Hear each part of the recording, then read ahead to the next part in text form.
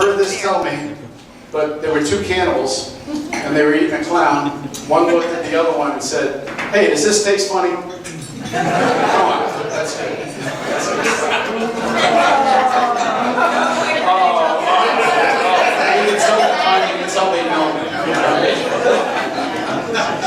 Well, look, over the last 30 years that we've been in this industry, we've made some major changes over the years, and one of the things that we've looked at is how the industry is evolving, what's changing, and how we can stay front of mind and also help our clients be ahead of the curve when it comes to any type of investing or financial planning, really. A lot of people always think investing, but to me it's more about the planning. The investments are really subservient to the plan.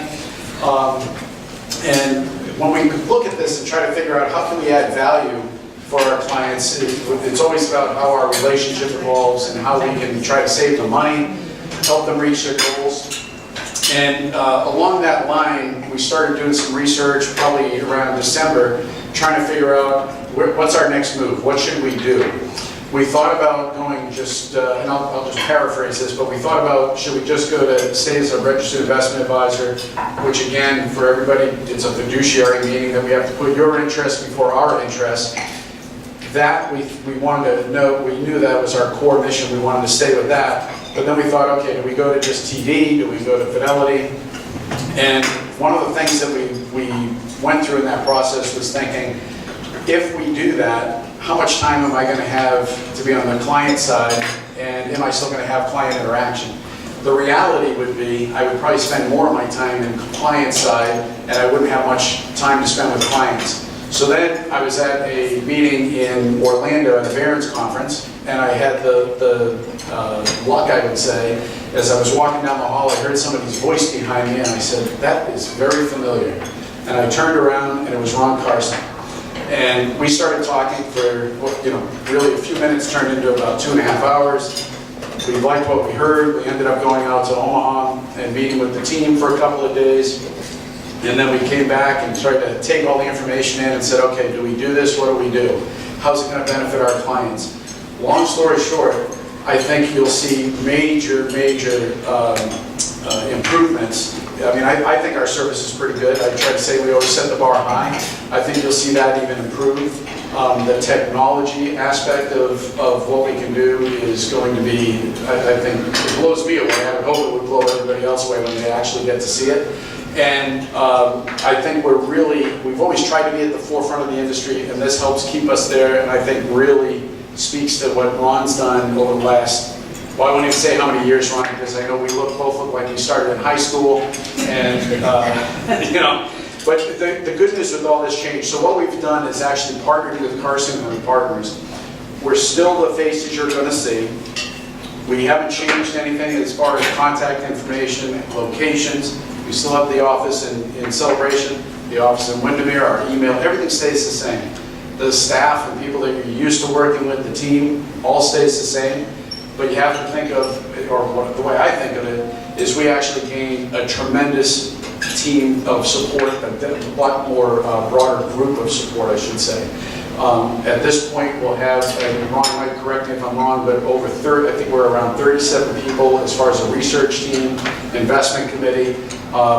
We don't call anybody an employee, we call them stakeholders. Stakeholders were roughly about 150 right now, I think, or a little bit more, heading probably toward the end of the year, closer to about 190, I think it is. And what's amazing to me, when I heard about 6 years ago, Ron was, I think it was 6 years ago, you were really starting this, I was like, well, he's always at the front. He's always doing something, but let's see what he's doing, and kind of just sit back and watch. And it's been an amazing run, I'd say. I mean, he's taken a firm that was always in the top and made it even bigger, better. Right now we're at about, I think, $6.3 billion in assets, and by the end of the year we should be close to $10 billion. What does that mean? It's not from market growth. What it is from enough people starting to see what the change is, what the transparency and the accountability is, to be able to say, okay, I want to be part of that. And people just, in my opinion, running in and saying, okay, can we become partners? Can we join? And I'd like to say they're very selective when they make that decision. You know, on a side note too, you know, our not a side note, but our mission is really, you know, we want to keep that the same. We're here to provide multi-generational and instill confidence with our clients about what we do. We're looking at this relationship really as even a sharing of ideas. I've been in Ron's coaching program since 2002 when I met him. And we were both LPL at that time. And you know, a lot of what you see us do has come from ideas that the Carson Group has brought to us, and some of the ideas that we've taken and implemented. As a matter of fact, Ron looks like a very nicely dressed man right now, but he used to wear overalls until he met me, and then he learned that the suit is probably the right thing to wear, and now look at him. Okay, he's doing something with his life.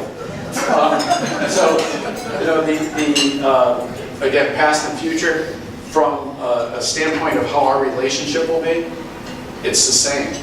Our relationship stays the same. I'm still the person that you're going to be talking to. Our staff is the group you're going to be dealing with. But again, we have people, that whole team that we can go back to ask any type of question that we may have. If there's something that we haven't seen before, it's unusual that maybe after 30 years, but if there is, we have a team that we can go to and get that question answered. And it's really will allow us to focus more on the planning. And I had a meeting earlier today, and I was explaining to somebody that, look, what we're going to do, we're going to take a look at your portfolio where we are now. We're going to move that over. Then we're going to turn, and when I say move it over, let me step back before I get too far. One of the steps in this process is we have about 30 days to move from LPL to TD and our trade or Fidelity. We can co-custody. We have 30 days to do that. I've been the first office that LPL has been kind enough to allow to be duly registered, so I can still see information. At some point, a nice gesture may end, but in the meantime, we still have the information, we can see it. It makes the transition a lot easier. So what we'll be doing is reaching out to everybody saying, okay, there's paperwork to sign to move things over in kind. Nothing will get sold, it'll move over in kind. Then what we'll do is meet and go through a process of determining what your appetite for risk is. Then look at the portfolio and say, does the portfolio match that attitude toward risk? And then we'll be getting with everybody throughout the year and coming back and bringing the financial plan in and tying the financial plan in with the portfolio, in my opinion, even a tighter integration than we've had before. You know, a lot of times I've gotten asked, well, a lot of times it's been a few weeks really, but I've gotten asked about why the change, why leave LPL? And I'm going to let Ron really talk to that because our reasons are really very similar. But I like Ron, I think, thought that we'd be there forever. And it was some cultural changes that we saw happening. And I didn't like, and I think Ron didn't like how the client was coming out in the end on that. And we wanted to be more transparent and be an advocate for our clients. And so we knew something had to change. And this is, I think, for everybody's benefit in the long run. Now, before I introduce Ron, it'll probably take 35 minutes to name all the accolades that he has. But if I, really from my heart, I couldn't be prouder than to be partners with your organization. Since 2002, like I said, I've known him over 16 years. Always been at the top of the game. You can see him on Stuart Varney on Fox. You can see him on CNBC. Writes for Forbes. Always has been a light in the financial planning industry and really an advocate for clients and bringing, I think, a whole new way of doing business. And with that, he's been ranked on, and maybe need to update this, but the 13th on Forbes list of American Top Wealth Advisors. He's a member of the Financial Advisory Council on CNBC, trustee on the board of the American College of Financial Services, runs the largest advisory coaching service in the country. I think it's 5,000 members. It's crazy. And has written 4 New York Times bestsellers. So my partner, Ron Carson. Thank you. I've known Scott a long time, and I did not know he was a comedian. Anything else? That's actually funny. So what I'd love to do tonight is just give you, just to dovetail on what Scott had to say, tell you a little bit about myself and how we ended up to where we're at today. I grew up on a farm. Any farmers in here? Any farming background? So I'm from Omaha, Nebraska. Anybody been to Omaha, Nebraska? It is the center of the universe. It really is. Blair. Okay, so I used to, I grew up, my little town was 17 miles north of Blair. And when we wanted to go to the city, we went to Blair because they actually had a pizza place and a little movie theater. And so that was where we went for fun. But my entire life, growing up on a farm, I thought I was going to be a farmer. And in 1982, my parents went broke farming. So did most everybody in Nebraska went broke farming. And I'll never forget the day as long as I live. My dad said, Ronnie, you need to find something else to do. I can't even support your mother and your sister. And you talk about just shock. As a kid, I was like, my whole life, I thought I was going to take over, farm with my dad, and just live that kind of life. And shortly after that, I guess I'll call it my motivational talk that he gave me about the future.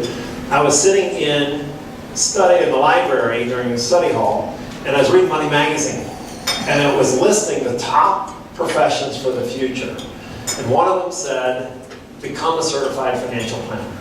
And I thought, that would be cool because I can wear a suit and tie every day. Because on the farm, you got grease on you all the time. Even when you clean up, you got grease. And so I thought, wow, I get to wear a suit and tie every day. I've since gotten over that desire to wear a suit and tie every day.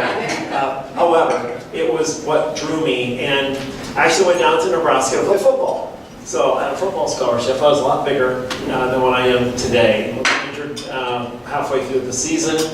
And I started this journey in financial services, starting to get my securities license, my CFP, and I never dreamt that it would grow into the business that it is today.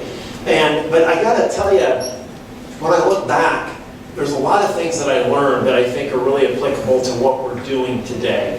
And one of them was, as a financial advisor, do you know what's required to really become a financial advisor? Do you know how long it takes, how much studying it takes? Not a CFP, but just to get a securities license and to sit down and talk with people about investing their money? About a week. It's about a week. So what you do is you buy one of these courses and you cram, and then you go take a securities test, and that's all you really need, to be in the business. And the irony about the profession for many years is that salespeople, and I will put myself in this category, we could go out and talk about the story, about what we did, and people would invest their money. And I'm thinking about the farmers. And this was my value add. I could talk farming. I would go out and sit down at the kitchen table with farmers, and I could talk weather, talk grain prices, equipment, and I could really feel the pain, and by the way, it wasn't the young or the older people that had made it, through the farm crisis. And they liked me, I had a relationship, and they would invest money with me. But I was an unconscious incompetent. I didn't know what I was doing, but I didn't know I didn't know.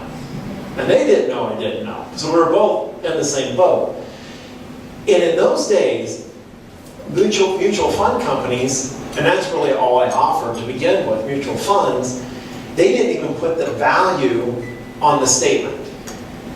Because what they would give you is, who owned mutual funds in the 80s? Does anybody remember this? You get a statement, and you actually had to take a calculator and look at the share price times the number of shares, and that was a value. The reason they didn't put it on there is because the loads were so high.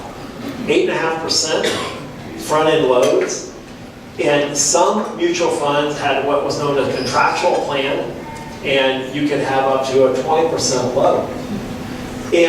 But that's the way it started off. There was no really Vanguard then, or the indexing movement, at least that anybody was truly aware of.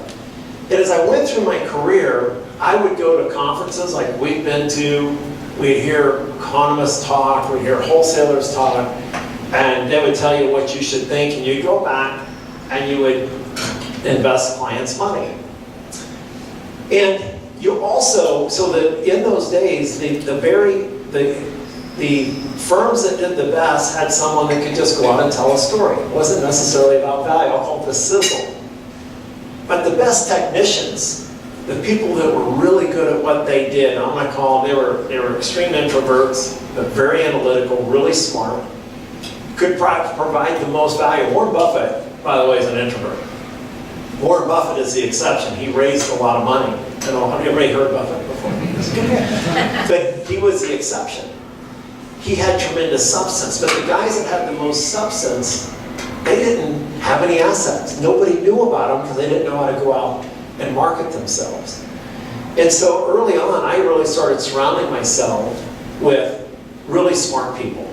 CPAs, CFPs, CFAs, JDs, because I realized if I was going to really serve my client at the highest level, I had to know what I knew, what I was good at, and my gift was leadership and growth. I could surround myself with really good people, I could provide a direction, and my firm had significant growth. Matter of fact, the way our coaching consulting group from 1983 through 1993, being in Omaha, Nebraska, we were the #1 office for assets with LPL. And people would say, gosh, Omaha, Nebraska. I mean, I think they truly envision Omaha, Nebraska as dirt roads and no electricity. I mean, because they were like, can we come out? How are you doing it in Omaha, Nebraska? And I had learned this secret about calling it, combining substance with sizzle. And I would just share what I was doing, but pretty soon it took so much time that I started a business, coaching consulting. Today we have 1,284 offices.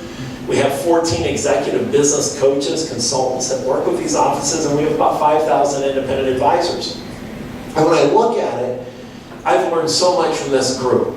We're a community of people that are thinking about how can we better serve the profession, how can we put the client's interest first, how can we really move the needle? Because a lot of clients out there, even to this day, truly don't understand the difference between a fiduciary and a broker, which I'll cover that in just a second. And a few years ago, I started looking at the landscape and just what was going on with technology, the cost to really serve the client at the highest level. And I was like, you know what? This is going to get really difficult because the cost of services have tripled. What it provides to just do technology, compliance, all the basic things that we need to provide to our client has tripled. But while at the same time, asset management fees had stayed about the same. They really hadn't come down. So we've had what was known as stealth fee compression from the bottom up. And I said, if this doesn't change, a lot of the independent RIAs, registered investment advisors, aren't going to be able to stay in business. So we're going to have to consolidate and have a mass so we can make this investment into the future. I already had this relationship with 5,000 advisors, and so I called a handful of them to come to Omaha in February, and it's coming to Omaha in February. It's really cold there, so they weren't coming for anything other than to have this meeting. And I said, I would like to have you guys join me in a movement. I think we should combine resources because we don't need today in independent sector, there's 50,000 compliance departments. We don't need 50,000 compliance departments. There's 50,000 trading departments. There's 50,000 research departments. All this redundancy just meant that there wasn't going to be a concentration of investment in the future or the value proposition for the people that we were going to serve.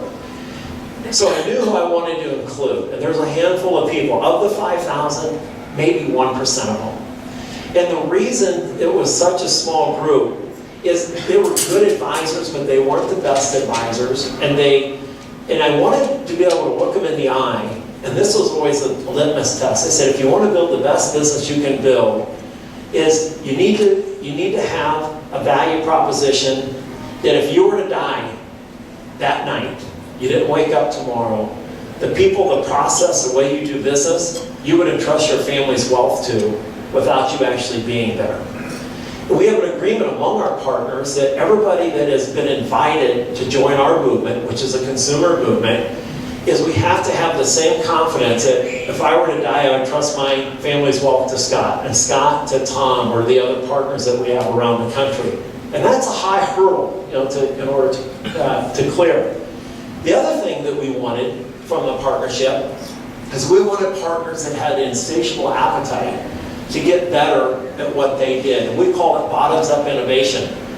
We are in continuous contact with our partners about what do you need, what are you hearing from your clients, how can we serve them at a higher level.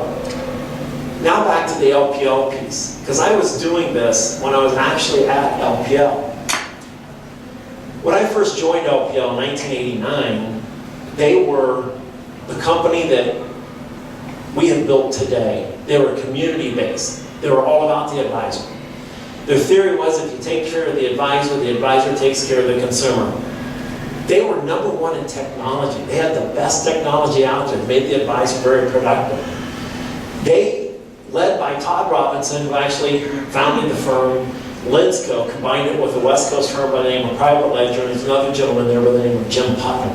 And they brought in the most incredible people, and it was always not about making the most money. It was really about putting the client's interest and working back.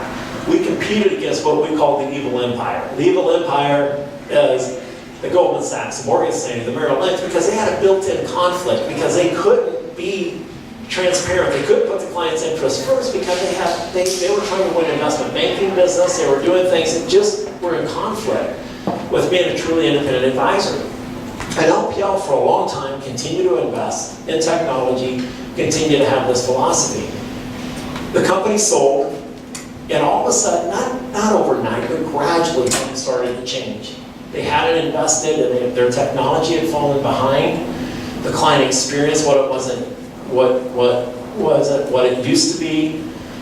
And there were two things that happened to say, you know what, if I'm going to have to leave. It's a painful process to actually make that kind of change. But the two things that happened, one is I had a family that needed LPL to approve a certain strategy on their portfolio. It had to do with a tax-deferred annuity that this family had had for a long time, and the insurance company was going to force them to annuitize it. It wasn't in their best interest to do so. There was a company that we wanted to tax-free exchange in, so they could, the mother was in the nursing home, so they could take this money out of a period of time without annuitizing it. It was clearly in their best interest, but because of her age, there's only one place you could go, Jefferson National. It's a company in Louisville, Kentucky, which has since been acquired by Nationwide. And they wouldn't approve it because this was a very low cost, no one was making any money on it, but they wouldn't put it on the platform because they weren't getting the revenue share. And so it's like, what? Wait a minute. This isn't about doing what's in the client's best interest. Sometimes there is no revenue for anybody. A lot of times there's no revenue for anybody, but that's okay. And then literally a few months later, I read a piece in Investment News, and their CFO makes a comment, our sole focus is on share owner value. Well, the stock price is doing great, but it came at the expense, in my opinion, if that focus is there, where's the focus on the advisor? Where's the focus ultimately on the consumer? And having a conflict-free model. So here's where Carson Group Partners was born. We've invited in, we have about 102 locations. We have about 60 partners around the country. They are some of the brightest, most innovative, we talk about, I've written several books, but attorneys, CPAs, CFAs that are part of this movement.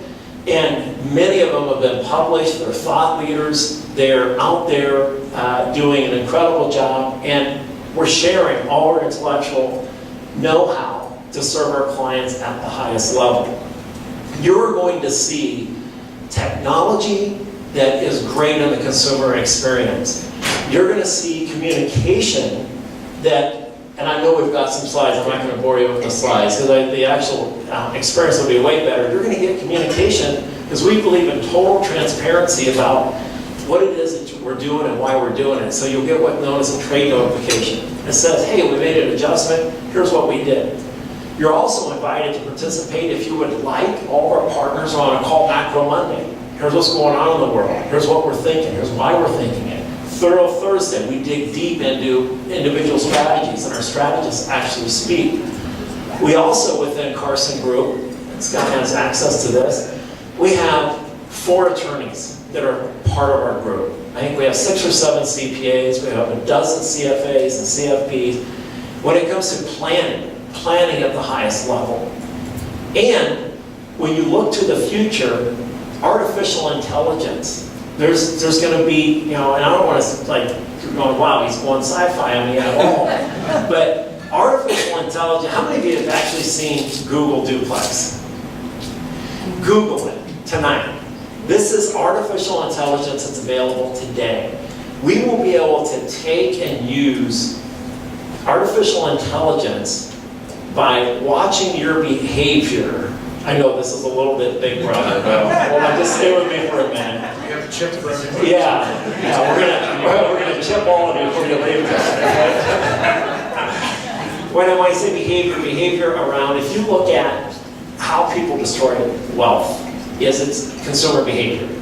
If you, Dalbar has done studies on this, it's an independent research firm, over the last 20 years, the difference between what consumers owned and how they performed with the stuff they actually owned is about 5% a year. You're leaving on the table because you didn't own it at the right time. Remember Fidelity Magellan Fund? Peter Lynch? At its peak in the 90s, the #1 most successful mutual fund ever, nearly 80% of the people that owned it had lost money in it because they behaved, they didn't own it at the right time. So what artificial intelligence is going to be able to do for us is it's going to be able to look at the financial plan you've done. It's going to be able to peer in decisions, the risk, what your taxable gains are, income needs that you're going to have for the future. And it's going to be able to give us great feedback about things we should do. It'll also be able to pick up the fact that, hey, Tom, every time the market goes down by 2%, you're in and you're looking at your portfolio for an hour that night. And we just want to make sure that we've got an appropriate level of risk. We know you're even more concerned than maybe you're communicating directly to me. We want to try to get out ahead of that. So it's not, we want to use artificial intelligence to try to get to know you better so we can help you not make, the biggest risk always has been, always will be you doing the wrong thing at the wrong time because you didn't have a plan. Buffett said it well. He says our capital markets relocate wealth from those that, he says, from those that are impatient to those that are patient. And I would change it a little bit to say our capital markets relocate wealth from those that don't have a plan that do have a plan. Working with Scott and the team, you have a plan. We want to take that plan to the next level. We want to be proactive. We want to be looking into what's going on. If there's tax law changes that are looming, artificial intelligence will be able to give us a heads up to tell us which of our clients we should be taking and making a change for. It's what you do now manually, we'll be able to leverage with technology. So those are examples. We're going to be able to bring tremendous value. The other benefit is the type of things that we do. You're going to get to see we have some pretty unique strategies. One of them, or several of them, a category, if you will, is irreplaceable capital.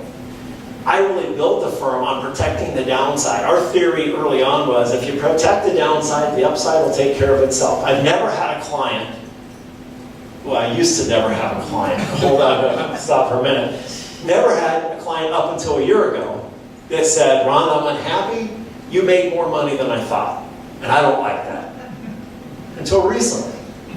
And we actually, it wasn't me that was complaining about making more money. We brought this client on from Nashville, and he fired US Bank. And the reason he fired him is because he said, I made more money than was appropriate last year. When I went to these advisors, I sold my business, and I told them, I know, you're looking at me like, how's he possibly going to explain this? I told them I wanted downside protection. I have actually outperformed the S&P 500, so tell me how I would have been protected had the market gone down. And he said, you didn't do what I asked you to do. You got lucky. Please don't confuse a bull market. This was with the advisors he was firing. He said, please don't confuse a bull market with doing what I asked you to do and what was in my best interest. I thought it was incredibly insightful to say, you have a risk budget. Our strategies at the Carson Group will perform as advertised, making sure that they do what we expect they're going to do. And and you're going to see some unique things that we do that we're just not sitting around hoping that the market necessarily goes up. Because a lot of our strategies will do well in a lot of different market environments. Advance and protect, downside protection strategy to replaceable capital. In the financial crisis in '07, it was down 7%. It was down, but it wasn't down nearly as much as the overall market was that year. '07, '08, go back to the '01 meltdown, same thing, down like 3%. Markets had a big decline. We also take those, we've got the bandwidth and the know-how and the capabilities to benefit our clients when really volatile periods occur. And I can give you several examples, but one was during the financial crisis, we said, gosh, there's all of these houses that banks own. And because of household formation, people are continuing to, the population is continuing to grow. We have a need for housing. Let's start a fund where we go out and buy these homes directly from the banks en masse. Let's rehab them, let's rent them out. And we had a whole process we did with the Gorelick brothers out in Charlotte, North Carolina. And we had a whole vetting process where we distilled it down to markets based on population growth, median income. There's a whole bunch of factors. And we ended up in Jacksonville, Charlotte, Indianapolis, Minneapolis, Houston, and Dallas. Some kind of eclectic markets. We ended up being able to buy these houses, rehab them, and when we were done with the rehab, we had 60 cents roughly on the dollar of what it would cost to replace that house. And then we rented it. And we still own 2,300 houses that we're renting. These are not the Taj Mahal. These are like $150,000, $160,000 homes.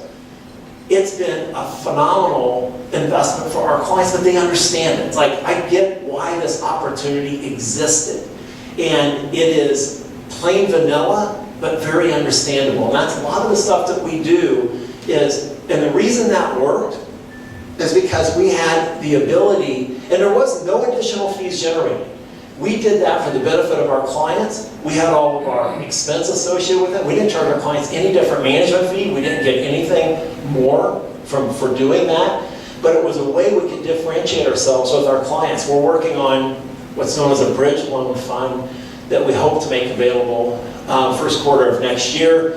Just because of financing and the way interest rates are moving right now, there's a market for people to come out and actually do a bridge loan. We think that the loan to value is going to be 60%, so you're going to have a lot of protection, have to tie the money up for a year, but be able to get in north of a 9% yield, and then be able to keep it in there every quarter after that, and actually have the borrower pay the fees on it.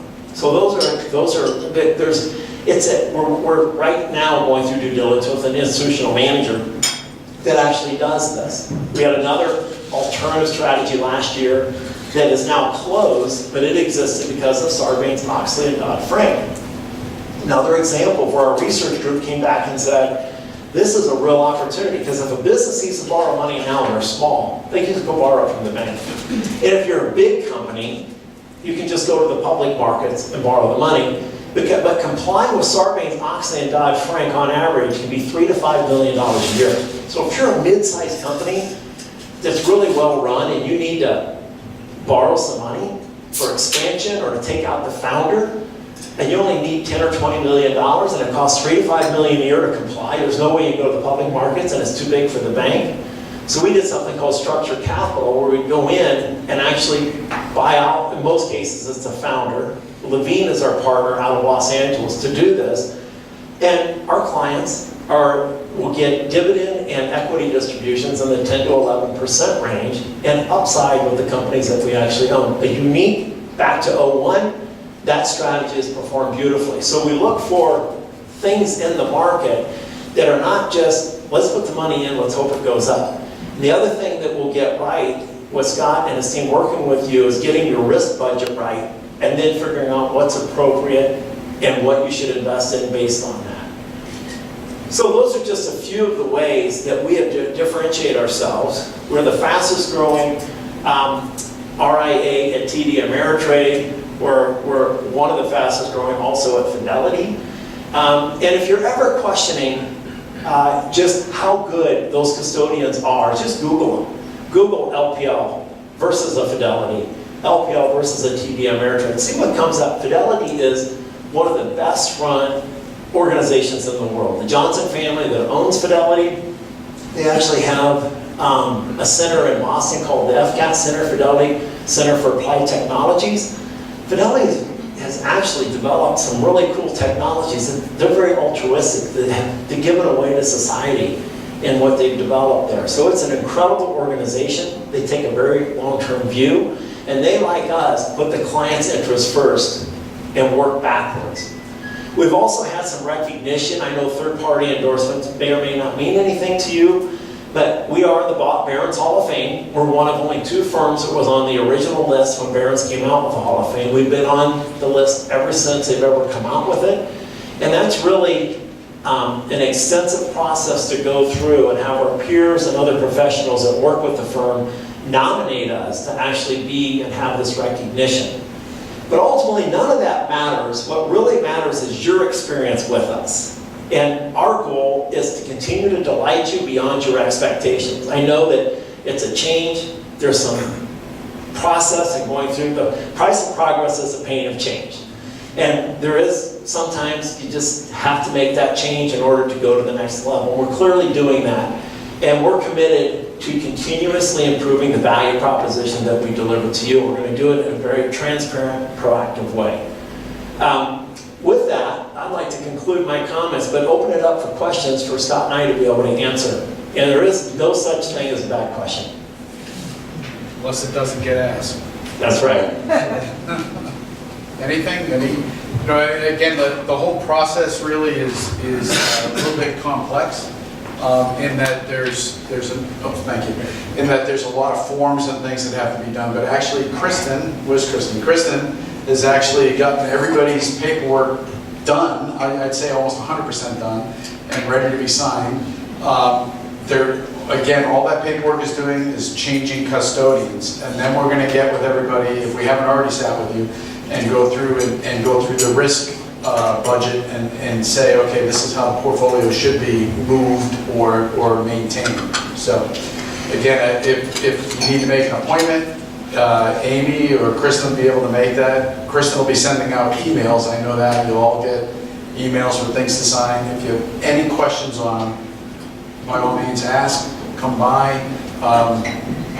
So at that point, I'd just say any other questions? Yes, Lynn? When will we be able to see the system that will be getting promoted? That will be, well, now Kristen, you probably have a better answer because Kristen's actually taking care of all of them for us. So, Right. yeah, well, So what you're going to see initially is you're going to love the portal that you have today. So that will happen as you get your accounts transferred over and you'll have a place to go in and actually see everything.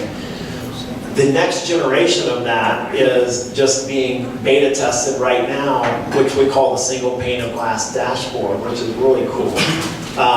And that'll be released to all of our partners at the end of this year, the first quarter of next year. So you're going to love initially what you're going to get, but you will continue to love all of the enhancements we're going to continue to make. One of the philosophies that we have at the Carson Group is we know there's no way we can anticipate what the best technology is going to be in the future. And so we have what we call high AQ, adaptability quotient. All of our technology is super clean.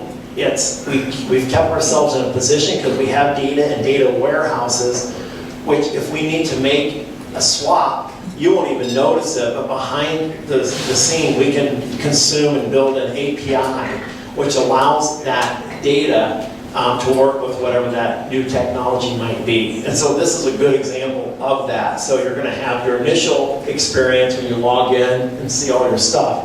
And then all of a sudden, it'll get a lot better. And you'll go, I didn't have to even do anything. And I love the experience. So Ron, from the change from account view, so what I've explained to everybody that I have that with, what will end up happening is you'll log into account view, let's say you signed your papers today, you'll log into account view tonight, you'll still see everything. You'll log in Monday, you see everything, and then all of a sudden maybe by Wednesday, things start to disappear off of account view. Well, it isn't that the assets have disappeared, it's that they've started to transfer.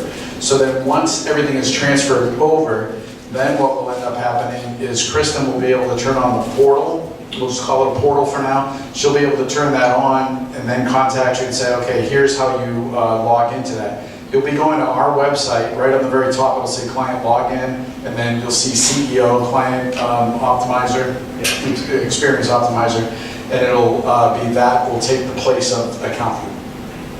And those assets will be held at Fidelity and TD, so nothing actually comes to Carson.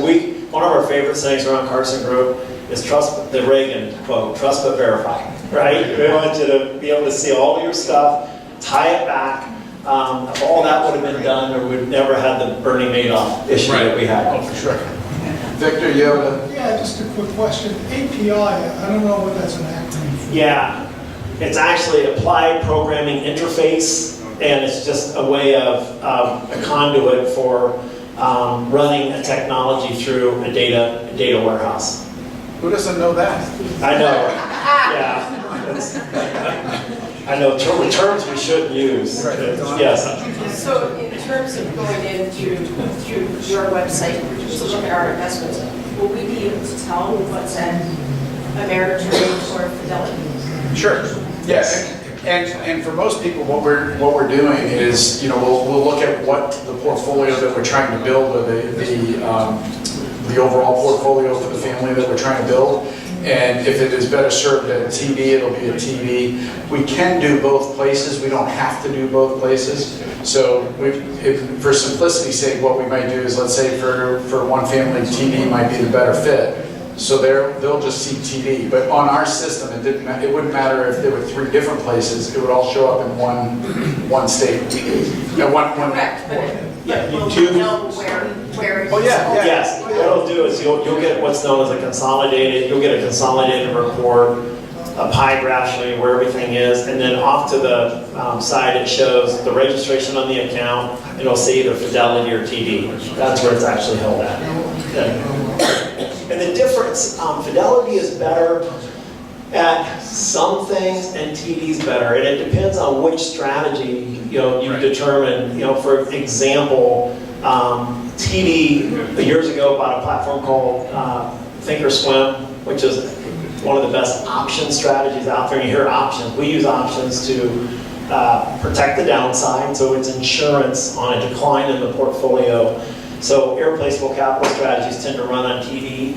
And then we do covered call writing, which, not to get too technical, but we can generate about a 10 to a 12% dividend yield through this covered call writing process. And that operates better at TD than it does at Fidelity. And so where do you talked about where you went out and purchased homes and had people invest? Where does that sort of investment fit in with the Fidelity, TD, and Ameritrade? Yeah, so they can be those kinds of alternative investments, we call them specialty, can be held either at TD or Fidelity, so it doesn't matter. They can both hold those kinds of investments. Okay, so although you're the manager of that fund, it is through them? It's still through them, yes. Yes. Let me ask one. Could you just elaborate a little bit on the difference between a broker and... Oh, I was going to do that. Gosh, that was my... In my head, I train of thought. So at 53, soon to be 54, August 28th. It starts to happen right I now. know. I lose my train of thought sometimes. So tell me it gets better as I get older. Okay, so this is, so fiduciary. So Fidelity and TD are just pure fiduciaries. They're not, LPL is a hybrid. They're a fiduciary and a broker. And anybody know the difference between a fiduciary and a broker? By any chance? A little bit? Every time I say this, I still find it hard to believe. But here it is. A fiduciary is required by law to put your interests ahead of their own. And I know, there's blank stares. It's like, well, doesn't everybody have to do that? And the answer is no. A broker is only required to meet a suitability requirement, and the government the regulators set that. Like, if you're going to invest in this, you need to have this amount of income, and this many assets as an example. Is it suitable for you? And then if we determine it's suitable as a broker, the broker can then give you what's known as a prospectus. And it can have 50 or 500 pages of legalese. And it says all the things that they can do to you. and how they can have conflicts and payments that they can receive and backdoor payments and all of that. And as long as they can say, well, I gave you the information, nobody would ever read it or even understand it if you did read it, but it's known as, hey, we disclosed it to you. It's your responsibility to understand what's in there. It's crazy, I know. But the broker does not work for the client, the broker works for the company. We're a fiduciary required by law. We work for the investor. And there's very few people that really understand the difference. When the deal, remember, were you hearing all this about the DOL rule? In our profession, it was huge. We were, on the fiduciary side, we're hoping it was going to pass. And when the Trump administration came in, it was, a lot of people were complaining about it because it was going to dramatically change the way that people were getting paid commissions, especially in retirement accounts, or not necessarily doing what was in the client's best interest. And that the DOL was getting ready to get passed, change of administration. It never happened. And so you still have to be aware when you're out there in the marketplace that there's a big difference. You want to know, are you a broker or are you a fiduciary? Yes? Will you be able to act as a custodian as well? I have real estate that's owned by my IRA, but that has to be managed through a custodian. Will you be able to provide those services as well?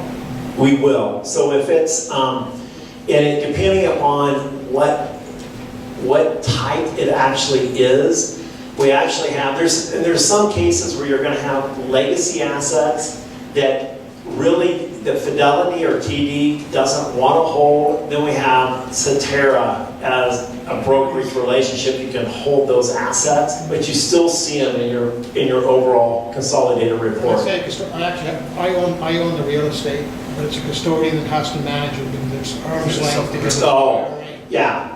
Yeah, Fidelity or TD will not do that. Because what happens is... Will you be able to do it? How's he holding it right now? Right now, he has it at I have it through a company called Newview. Yeah, a company called Newview. Possibly. Matt, do you know the answer to that? Matt Henry actually runs our transformation department in Omaha. Well, you know what? We'll get back to you on that. I don't know the answer to that. I think a lot of people thought when I said we were doing a transformation that I was going to get more hair, get more I know. hair, get taller. It's really the business transforming. Yes. How will it affect fees? What was the question? How will it affect fees? The fees. Or at least doubling. Yes. And Yes. we were able to keep it down from tripling. Yes. Yes. One of the things that was very important to us when we were doing the due diligence, that we kept saying to Ron and his team, look, this cannot cost any more to our clients at all. And we were okay if it was going to cost us more because we saw the value in it. And in every single case that we went through, the total cost has come down for everybody. Sometimes it might be, we talk in our industry basis points, but 1 basis point is 0.10. So you might be looking at somewhere from 0.10 to, I've had somebody that was about almost 60 basis points, so 0.6%, which is huge, over 0.5% per year. And I was explaining to the person, I said, look, even if performance is exactly the same, we're picking up 0.5% just on the cost reduction. Yeah, I want to add something else to that. So 90% of the people, it all depends on how our partners coming in, what they have their clients in. And so some things are, the cost beneath the surface stuff you don't see is higher or lower. So we go through, because with us it's totally transparent, you're going to see everything. And so we did an analysis of what's that mean to each individual client. When we moved, so I talked about this right income strategy, we write cover calls, but anyway, the difference from moving it, just the way LPL executed option strategy versus TD. TD is the best. There's nobody, Schwab's not better, Fidelity's not better, TD is absolutely the best at this. But the way that they did it, we were able to save our clients when we moved it from LPL to TD 1.8% a year. So we were getting about a 9% dividend yield. That went up to 11 and 12% just in the savings of being up. So there's other benefits that are even hard to explain. For example, order flow. Our Fidelity and TD do not take order flow payments. And an order flow payment, Merrill Lynch got fined $42 million a few weeks ago for directing trades to an entity that they owned. You would never notice clients had a different name. The SEC came in and then they tried to cover it up. And what really irritates me about this is $42 million to Merrill Lynch is nothing. And really, to me, it's not even enough for them to stop doing that kind of stuff. You look at Wells Fargo and what they've been fined. They're still doing it because obviously they're making enough that they can pay the penalties and continue doing what they're doing. But that order flow can cost you 20, 30 cents a share. And you don't even know it existed. You just see that the transaction happened because there isn't anywhere that you would actually notice it because you didn't know what time and price or best execution was somewhere else at the exact same time. And so there's lots of other benefits that you will just feel generally in the experience, but you can't quantify, and that's one of them. So overall, it'll be less. Yes. Long explanation to get there. Yeah. Yes. And by the way, as we continue, Scott mentioned it, we'll be at $10 billion in assets. We went to Eaton Vance does what are known as short-term bond ladders, and Eaton Vance I've known for a long time. They've been part of our coaching consulting group. They're out of Boston. And when I shared with them the vision of what we were doing, they came in and they priced their bond ladders to us as though we were a $20 billion firm. There's only 2 other firms in the country that have the same benefit deal that we have with Eaton Vance for the benefit of our clients. So our size, while we're 6.3 billion today, we'll be 10 billion year in. They also look at the fact that we've got this coaching relationship that has $150 billion of assets. And so they want to have a great relationship with us, and we're able to leverage them. We have this, what we call Excel meeting every year, where we'll be in Chicago in May of next year. We'll have 2,000 of these financial advisors there. And we're actually going to have a consumer track where the consumers can actually come and listen. And for example, we have, this year we had Mark Randolph speak, who's the founder of Netflix. We had Arna Huffington speak at it. David Goggins spoke, and I've already, I have for Avery Johnson's going to be speaking, who is now the head coach of Alabama basketball, but also won an NBA title on leadership. I'm close to getting Charles Koch of Koch Industries, 82 years old, just an incredible visionary about business and leadership. Joe Ricketts, who owns the Chicago Cubs, who started TD, is actually going to speak. And so these are, if you have any interest, let Scott know. You can come and attend. And the Excel meeting is where these big companies will come and they'll be part of it. They actually pay to be a part as a sponsor. And we've been able to leverage that relationship of all of those other assets to really drive down the cost for the benefit of our partners and their clients. Any other questions? All right. Well, if you do, you've got Scott and the team. I'm also willing to answer any questions that you have. And Scott's got a huge team behind him in Omaha. And I think you got those numbers directionally correct. We have 160 some internal stakeholders in Omaha. Will be around 190 at year end. But then we have people scattered all over the place. We have a group. We acquired a firm in Charlotte, a research team, and with it we got 15 new strategies.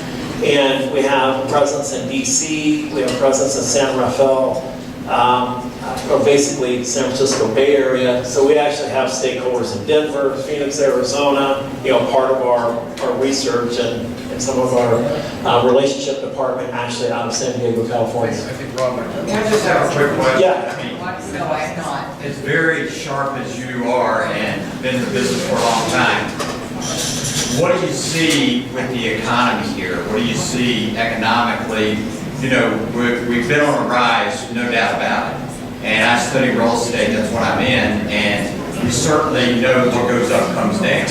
And we also know whatever goes down, especially in stocks, that's whatever you can buy.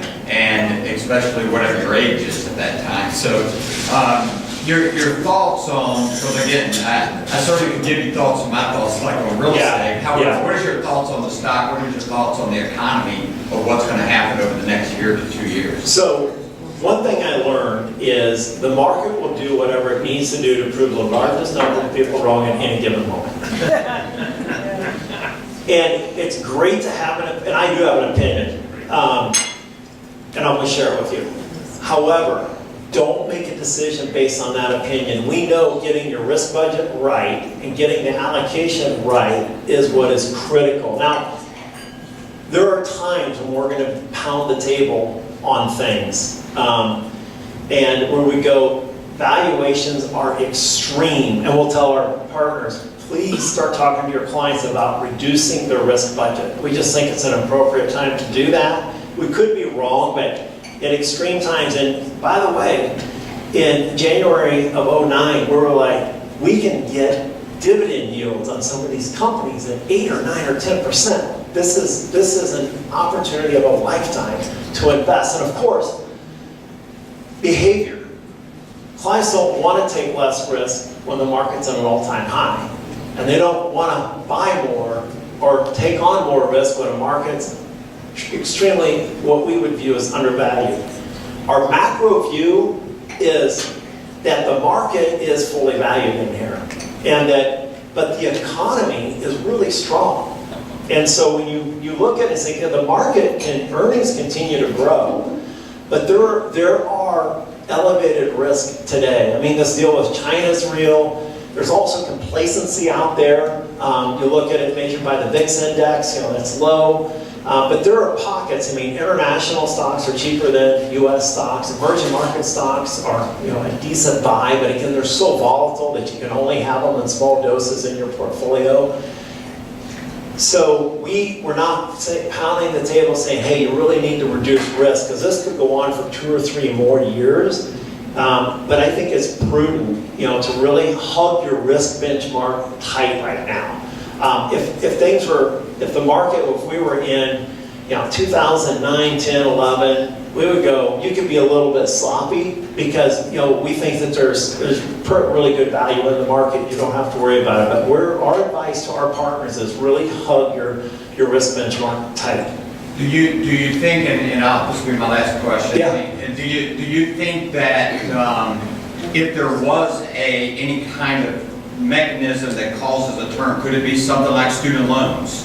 Because again, that certainly is a concern out there in the economic world. Could it be reverse mortgages? It could. Because I mean, the people aren't dying, and they're holding these houses in that area. So could those two things eventually cause an economic, turn, temporarily? You never get hit by the bus you see coming at you. I mean, it's always something. It really is always something else, because you can be so focused on these issues, and it's something out of left field. And here's what no one's really talking about right now that we think we should pay even more attention to is unfunded pensions. I mean, dramatically unfunded. Even, a lot of the municipalities out there are dramatically underfunded, and they, for defined benefit program, and then that could impact municipal bonds, which is a huge market. So when we're looking at municipal bonds, we're advising short-term general obligation bonds, because you're not a revenue bond, which ties into a very specific facility, but general obligation, and shorter term, because they've got the ability to raise taxes. But this is something that is, if rates start to work up, again, the economy starts to slow, and they're not bringing in the revenues, and a lot of them are trying to play catch up on these underfunded liabilities. I mean, it's in the neighborhood of a couple $1 trillion. I mean, it's a massive number. It's not going to be Social Security. We're talking about how big that unfunded. Because what they do is they just change the deal or extend the time, reduce benefits. I mean, they're gonna continue to do that, but it'll be something that all of a sudden will matter overnight. And it's not Brexit.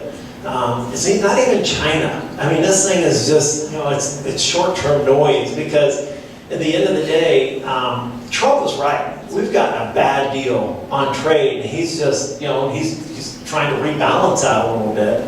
And in the market, with those headlines create some volatility.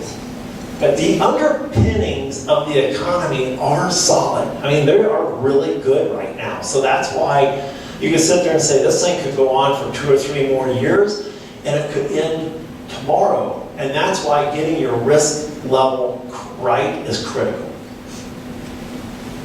All right, any other questions? Hey, it's been great. Like I said, give us continuous feedback, give it to Scott and the team, and if I'm not, or you're not having a great experience and we're not continuing to delight me, send me an email. I'm also on LinkedIn, I'm on Twitter. A couple of you see me on Barney. He is an awesome guy. I'm trying to get him to come and do our Excel meeting as well, maybe even do the show live from Chicago next year. So, That'd be great. yeah, but anyway, thank you very much. All right.